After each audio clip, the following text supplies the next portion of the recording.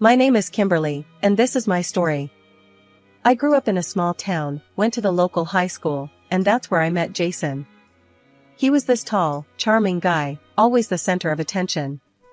We were both just teenagers, but it felt like love at first sight. We started dating, and before we knew it, we were inseparable. We got married when we were just 20. Looking back, we were too young and naive, but at the time, it seemed like the perfect fairy tale. Jason was always the fun-loving, carefree type. He had big dreams and a bigger personality. I was more grounded, focused on building a stable future. We balanced each other out, or so I thought. Not long after we got married, I found out I was pregnant with our daughter, Lily. It was a surprise, but a welcome one. Jason was over the moon, and for a while, it felt like we were on top of the world. We were this young couple, excited about starting a family and building a life together. But as time went on, cracks started to show. Jason's carefree attitude started to feel more like irresponsibility. He was always chasing the next big thing, never satisfied with what he had. Meanwhile, I was working hard, trying to keep everything together for Lily's sake. I could see he loved her, but he was more interested in his own adventures than in being a responsible father. One evening, after putting Lily to bed, I sat down with Jason in the living room. I needed to talk to him about his spending habits and lack of focus. It was a conversation I had been dreading, but it had to be done. "Jason, we need to talk," I started, trying to keep my voice calm. "What's up, Kim?" he asked, not taking his eyes off the TV. "I'm worried about how we're handling things," I said. "We need to be more responsible, especially with Lily in the picture now." Jason shook his head. "You're always worrying about the future. Why can't we just enjoy the present?" "Because the present is a mess, Jason," I shouted back. "We're barely making ends meet, and you're out there buying new gadgets and talking about trips we can't afford." A few weeks later, after another argument about his latest impulse buy, I made the decision to end our marriage. It wasn't easy, but I knew it was the right thing for Lily and me. I wanted her to have a stable, predictable life, not one filled with uncertainty and broken promises. The next few weeks were tough. Jason moved out, and I started the process of filing for divorce. He wasn't happy about it, but he eventually agreed to joint custody and to pay child support. It wasn't easy, but I felt a sense of relief, like a weight had been lifted off my shoulders. Raising Lily on my own was challenging, but it was also rewarding. She was my world, and I was determined to give her the best life possible. I found a job that allowed me to provide for us, and slowly, we settled into our new routine. Over time, Jason and I found a way to be civil with each other. He would visit Lily occasionally, and he always made sure to send the child support on time. For that, I was grateful. It wasn't the life I had imagined when we first got married, but it was a life that worked for us. Lily had just turned 18, and we were celebrating her acceptance into law school. It was a big deal for both of us. She'd worked so hard, and I was incredibly proud. I decided to have a special dinner to mark the occasion, and for the first time in a long while, I invited Jason, her father, to join us. When I called him, he sounded genuinely pleased to be invited. "Hey, Jason, it's Kimberly. I'm planning a dinner for Lily. She got into law school, and I thought it'd be nice if you came," I said, trying to keep it casual. "Kimberly, that's great news. I'll be there," he said, and we hung up. The night of the dinner, I was a bundle of nerves. I wanted everything to be perfect for Lily. I'd prepared her favorite dishes and set the table nicely. When Jason arrived, he looked surprisingly good, dressed in a crisp shirt and slacks, carrying a small gift. Lily came down the stairs, beaming when she saw her dad. "Dad, you made it." "Of course, I wouldn't miss it for the world," Jason said, hugging her tightly. "And I brought you a little something." Lily tore open the wrapping to find a brand new smartphone. "Wow, Dad, this is amazing. Thank you," she exclaimed, her face lighting up. We sat down to dinner, and the conversation flowed easily. Jason talked about his new job and his big house. He seemed to be doing well, and I was glad for Lily's sake. "So, Kimberly, you haven't changed a bit," Jason said, looking at me across the table. I smiled awkwardly. "Thanks, Jason. You seem to be doing well." "Yeah, things are good. Got a great job, nice house, life's treating me well," he replied, clearly proud of himself. After dinner, Lily announced she was going out to celebrate with her friends. "Thanks for the dinner, Mom. And Dad, the phone is awesome. I'll see you both later," she said, giving us both hugs, before dashing out the door. Jason and I were left alone, the house suddenly feeling very quiet. I started clearing the table, and he stood up to help. We worked in silence for a while, the familiar routine of washing and drying dishes bringing back memories of our life together. After a while, Jason broke the silence. "Kimberly, I've been thinking a lot lately," he said, his tone serious. "About what?" I asked, not looking up from the sink. "About us. About Lily. About everything, really," he said, setting down the dish he was drying. "I miss what we had. I miss you. I want to try again." I took a deep breath, feeling a mix of emotions. "Jason, we have a lot of history, and not all of it's good." "Why now?" "Because I've realized what I lost. I want to be a better man for you, for Lily," he said, his voice earnest. I hesitated, my mind racing with memories of our past and thoughts of what the future might hold. "All right, Jason. Let's take it slow, see where it goes."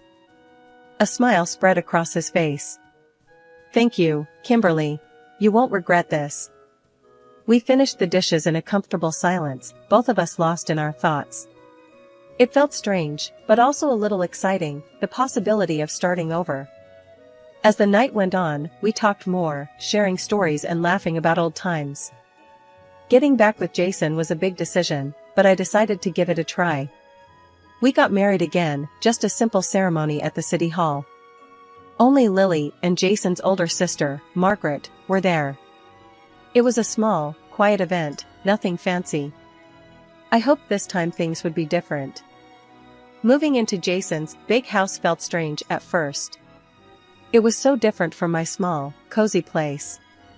The house was huge, with lots of rooms and big windows.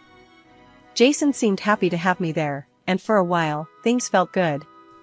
I started decorating, trying to make the place feel like home. Lily came home for a visit a few days later. She was thrilled to see us together again. We sat in the living room, catching up on her life at college. "So, how's law school treating you?" Jason asked, looking proud. "It's tough, but I love it. I'm learning so much," Lily replied, her eyes shining with excitement. "I'm glad to hear that, kiddo. You're gonna be a great lawyer," Jason said, patting her shoulder. "Thanks, Dad. It's good to see you both together again," Lily said, looking at us with a smile. After Lily left, Jason and I sat on the couch, talking about our plans. We talked about traveling, maybe taking a trip to the mountains. It felt good to plan things together again. But as time went on, I noticed Jason wasn't putting money into our joint account. I asked him about it one night while we were having dinner. "Jason, I've noticed you haven't been putting money into our account. What's going on?" I asked, trying to keep my tone calm. He looked up from his plate, looking a bit annoyed. "I've had some money problems, Kimberly. I'm working on it." "Money problems? You didn't mention anything about that before. What's going on?" I pressed, feeling a bit uneasy. "I didn't want to worry you. It's nothing big, just a few things I need to sort out," he said, looking away. As the months went by, I noticed Jason buying new gadgets and posting pictures of expensive cars on social media. It started to bother me, but I didn't want to make a big deal out of it. I hoped he would get his act together. One day, I was cleaning the house when I found a receipt for a luxury car rental in Jason's jacket pocket. I felt my heart sink. I decided to confront him about it that evening. "Jason, can we talk?" I said, holding up the receipt when he walked in. "What's this?" I asked, trying to keep my voice steady. He looked at the receipt and then back at me. "It's just a rental, Kimberly. No big deal. No big deal? Jason, we're supposed to be saving money, not spending it on luxury cars. I said, feeling my frustration rising. I work hard, Kimberly. I deserve to enjoy my money, he replied, his tone defensive. I get that, but we need to be smart about this. We have bills to pay, I said, trying to keep calm. I'm handling it, okay? You don't need to worry about it, he said, brushing me off. As the days went on, I noticed more signs of Jason's spending. New gadgets, fancy clothes, and more car rentals. I tried talking to him about it, but he always brushed me off, saying he had it under control. For 2 years, I tried to talk to Jason about saving money and managing our budget better. He never listened. Every time I brought it up, he'd brush me off, saying he had everything under control. But he didn't. Our bank account was always running low, and he kept buying new gadgets and renting flashy cars. He posted videos of himself with these expensive toys on social media, making everyone think we were living the high life. Friends would comment on how lucky I was, but they had no idea how hard it was to keep everything together. Jason's spending was getting out of hand. I couldn't ignore it any longer. Our joint account was barely enough to cover bills, and he was flaunting new gadgets and expensive clothes. I decided to confront him seriously this time. Jason, we need to talk, I said, walking into the living room where he was lounging with his tablet. Can't it wait, Kimberly? I'm in the middle of something, he replied, not looking up. No, it can't wait. This is important, I said, my voice firm. I found another receipt for a luxury car rental. We can't keep doing this, Jason.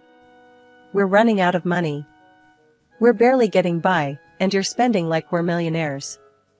I work hard, Kimberly. I deserve to treat myself, he said, looking annoyed. Treating yourself is one thing, but this is out of control. We're drowning here, I replied, feeling my frustration rise. Stop exaggerating. We're fine. I've got it covered, he said, dismissing my concerns. No, Jason, you don't. You're acting like a spoiled kid, not a responsible adult, I snapped, my patience wearing thin. He got up, glaring at me. I don't need a lecture from you, Kimberly. I know what I'm doing. He stormed out of the room, leaving me standing there, shaking with anger. I couldn't keep doing this. Something had to change. I kept hoping Jason would change, that he'd finally see reason and start acting more responsibly. But it only got worse. Each month, I'd find more receipts for gadgets and rentals. I felt like I was drowning, trying to make ends meet, while he spent money like it was going out of style. It was like he hadn't changed at all since our first breakup. The man I hoped had grown up was still the same carefree guy who didn't think about tomorrow. One day, I got a call from my brother. Our mother had died. She lived in the same city where Lily was studying. The news hit me hard. I told Jason, and we decided to take the train to say goodbye. It was a long, silent journey. I was lost in my thoughts, trying to process the loss. When we arrived, Lily was there to meet us. Her face was pale, her eyes red from crying. We hugged tightly, finding some comfort in being together. The farewell was modest, just close family. My brother and I did what needed to be done without any fuss or luxury. It was what Mom would have wanted. During the service, I looked around and realized Jason wasn't there. I felt a pang of worry and turned to Lily. Have you seen your father? I asked, trying to keep my voice steady. She shook her head, looking just as confused. No, Mom. I haven't seen him since we got here. I felt a knot in my stomach, a mix of worry and frustration. This was typical of Jason, disappearing when I needed him most. But I pushed those feelings aside, focusing on saying goodbye to my mother. Jason came up to me only after the ceremony was over. I was very tired, so I didn't ask him where he had been all this time. After the funeral, we gathered at my mother's house for the will reading. It was just me, my brother Tom, Lily, Jason, and a few close relatives. The lawyer, Mr. Harris, a longtime family friend, opened the envelope and pulled out a few sheets of paper. To my daughter, Kimberly, I leave the house and all its contents, Mr. Harris read aloud. To my son, Tom, I leave my savings and any remaining assets. I felt a lump in my throat. The house was a big responsibility, but I was grateful. It was full of memories, a place where I could still feel my mother's presence. I looked over at Tom, who was nodding, seemingly okay with the arrangement. Suddenly, Jason, who had been silent until now, stood up. We need to sell the house. It's too much for Kimberly to handle on her own, he said, his tone more demanding than concerned. I stared at him, shocked. Jason, what are you talking about? We just heard the will. The house is mine. Exactly. It's your house, so we should sell it and split the money, Jason insisted, his face flushed with frustration. No way, Dad, Lily interjected, her voice firm. I lived here with Grandma while I was in college. I plan to keep living here. Jason waved her off. Lily, this is between the adults. Kimberly, we need to be practical about this. Practical? You're talking about selling my mother's house like it's just another asset, I said, feeling my anger rising. It is an asset, Kimberly. And as your husband, I have a say in what happens with it. Jason shot back, crossing his arms. Lily stood up, glaring at her father. Dad, I'm studying law, remember? Inherited property isn't shared between spouses. You don't get a say in this. Jason's face turned red with anger. Don't talk to me like that, young lady. This is a family decision, and I'm part of this family. Then he turned to me. If you don't sell the house, I'll divorce you. The room fell silent. All eyes were on us. I could see the shock and confusion on my relatives' faces. I took a step back, feeling a mix of anger and betrayal. Fine, Jason. We'll talk about it when we get home, I said, my voice cold and steady. We left early the next morning, taking the train back home. Jason was quiet the whole way, his anger simmering just below the surface. I pulled out my phone, scrolling through social media to distract myself. That's when I saw it, a video Jason had posted. In the video, he was standing in front of a lavish funeral setup, talking about how close he was to my mother and how much he was suffering. The comments were filled with sympathy, and the video had over 1 million views. I felt a wave of anger and disbelief. He wasn't at my mother's funeral because he was at another funeral across the cemetery, filming himself against the background of the coffin of a rich businessman.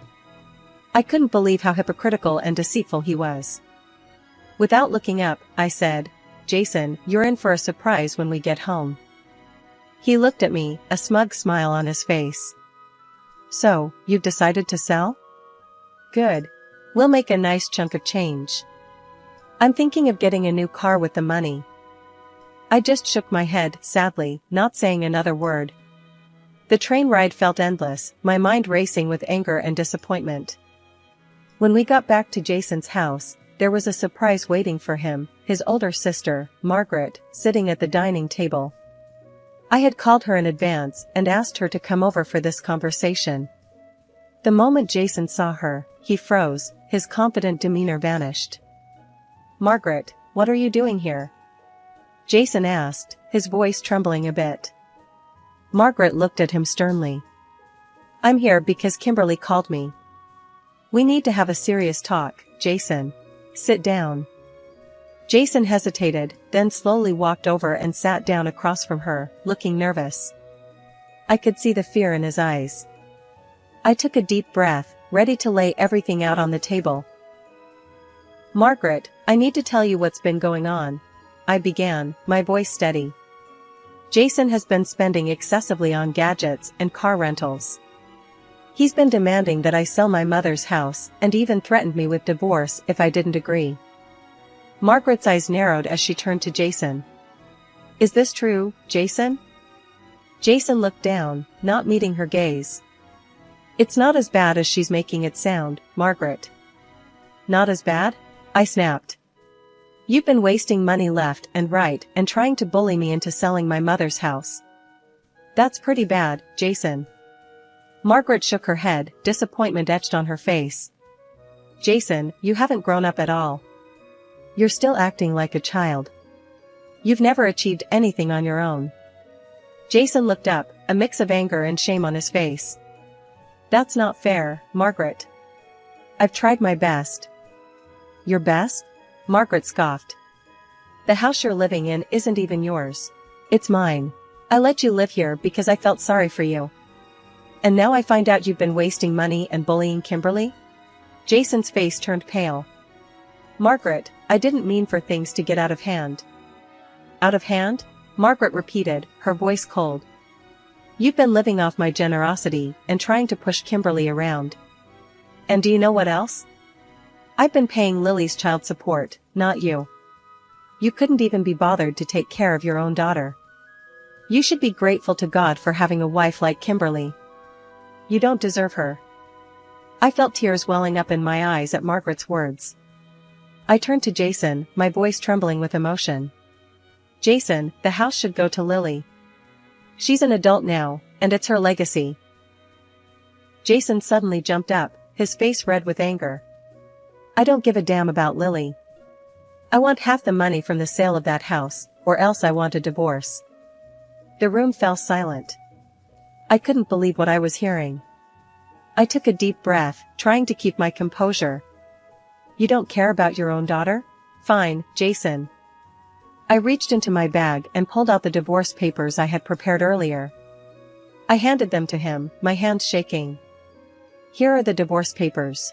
Sign them. Jason's hands trembled as he reluctantly signed the papers. You're making a big mistake, Kimberly. No, Jason. The mistake was thinking you'd ever change, I said, feeling a strange sense of relief wash over me. Jason finished signing and then bolted out of the house, slamming the door behind him.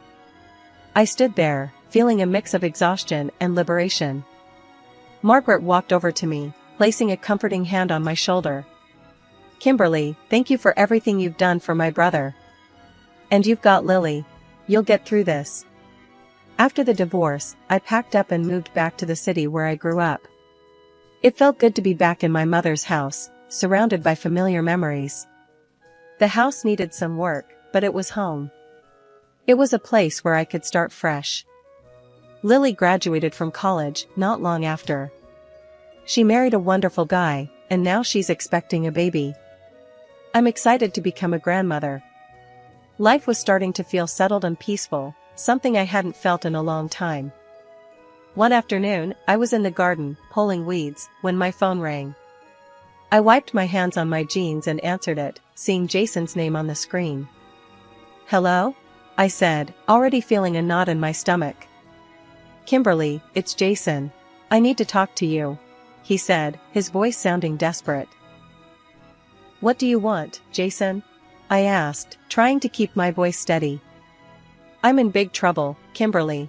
I've got debts piling up, and I need your help, he blurted out. No, Jason. I'm not giving you any money, I said firmly. But Kimberly, I need you.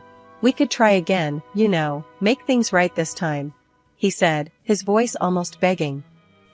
I couldn't believe what I was hearing. You want to get married again? Are you out of your mind? Come on, Kimberly. We had good times too. We can start over, he said, trying to sound convincing. Jason, we're done. I've moved on, and you need to do the same. I'm not marrying you again, and I'm definitely not giving you money, I said, feeling my anger rise. He sighed heavily on the other end of the line. I thought you'd understand. I thought you'd want to help me. I've helped you enough, Jason. It's time you stand on your own 2 feet, I replied, my voice cold. Fine, Kimberly. I see how it is, he said, his voice turning bitter. Goodbye, Jason, I said, and hung up the phone. I stood there for a moment, feeling a strange mix of relief and sadness. I had finally closed that chapter of my life for good. Jason's problems were no longer my problems, and I felt a weight lift off my shoulders. I went back to my gardening, feeling more at peace than I had in years. I was ready to focus on my future, on my daughter, and on the new grandchild that was on the way. I was done looking back. It was time to embrace the life ahead of me, with all its possibilities.